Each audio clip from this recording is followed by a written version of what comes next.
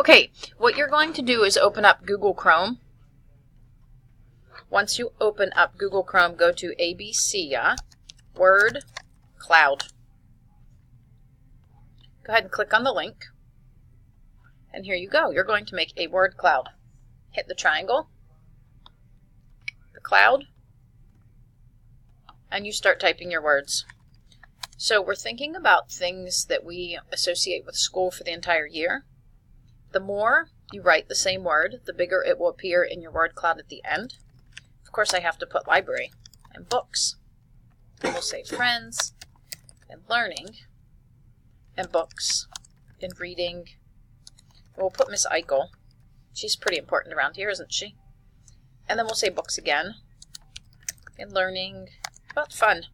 All right, then we're going to go to create. So check that out. It did break up Miss Eichel, didn't it? So perhaps you need to put them side by side instead of putting a space. You can come up here to layout, change the layout. You can make a new shape. Okay, let's try a diamond or a rhombus. All right, you can change your color pattern as well. You can change the font. There you go.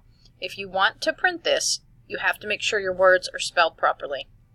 If you want to make sure your words are spelled properly, you can go to Merriam-Webster, the dictionary site.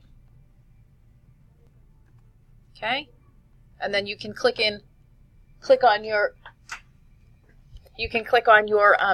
in your word that you want to write up, and then go ahead and put it in your word cloud. Okay? Once you're done with that and you make sure everything is spelled properly, you can say save image. You right click on it. And you're going to have a choice to put it on your desktop and then hit save.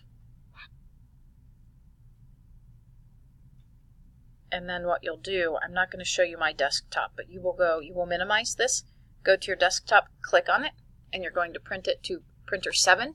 You will not be able to change the font color on the printer because we're printing in black and white.